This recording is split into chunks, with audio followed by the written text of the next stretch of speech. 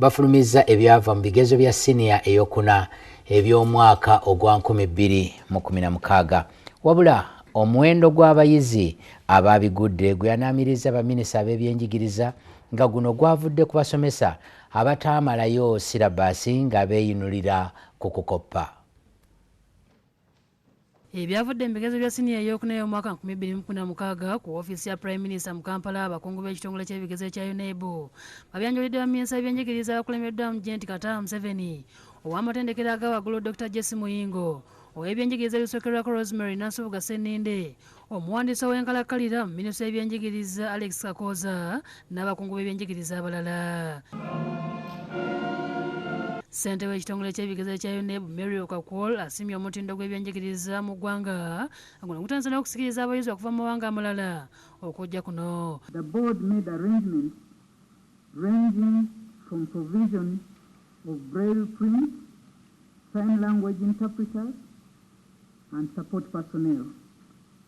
This intervention has resulted in increase in numbers of such learners being prepared and registered. Ssaabawandiisi w'ekitongole kya UNEB Daniel Odong Nokraj alambululidde baminisita engeri abayizi gye bakozeemu ebigezo gy'ategeeza nti yabadde ennungi ng'abayizi ku mulundi guno baagudde ebigezo bw'ogeraageranya ne bwe gubeera mu myaka egiyise. The information we had was that the teachers this time said letter writing had been examined recently, so this year we expect UNEB to examine writing minutes, and so they concentrated on drilling the children, the candidates, how to write minutes of a meeting. And when they realized that they had to write a letter imagining that they were a chairperson of the LC ones in their villages, they were sacked. And performance was extremely poor.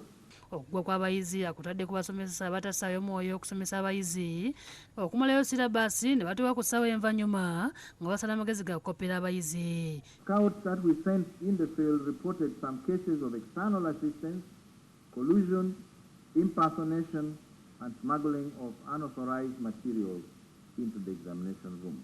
Amenya amasomo aga science abayizi ge basinze okugwa omuli n'erya physics so nga gavumenti ebadde etaddemu ensimbi nnyingi omuli okusaawo zi laboratory esoba 200 okwetoola eggwanga n'eziteekamu n'ebikozesebwa. In sciences practicals, we have observed a new phenomenon where the teachers of science in some centers disguise themselves as laboratory technicians so as to remain in the examination room. Oluvannyuma bakwasiza baminisita ebyavudde mu bigezo mu butongole.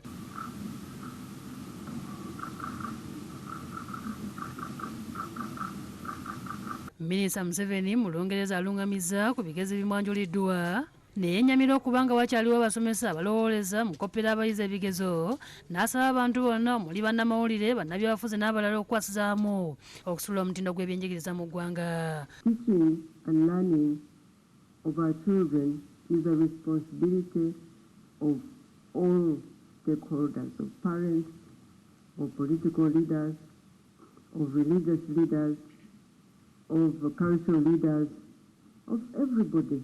So we have to all be part of this struggle. Mu ngeri emu okugwa kw'abayizi akutadde ku basomesa batakyafaayo okusomesa baana okutegeera bye basoma wabula okubibapikamu obupiisi basobola okuyita n'awabula nti tesiti simbi wabula zikolebwenga ng'omusomesa amaliriza okulima olubimbi lwe ng'abayizi bategeeredde ddala by'abasomesezza. Teachers no longer carry out assessments of their own students and therefore are not in position to discover the learning difficulties their learners may be experiencing. The numerous tests or mocks in these schools also take away valuable time that should be used for teaching. Mu ngeri emu alabudde abakulu b'amasomero abatereka obuteresi ebikozesebwa mu kusoma ebibaweebwa gavumenti ne badda mu kubikubako enfuufu okubikuuma nga biyonjo. And head teachers choose to lock them away and keep them really looking clean but useless.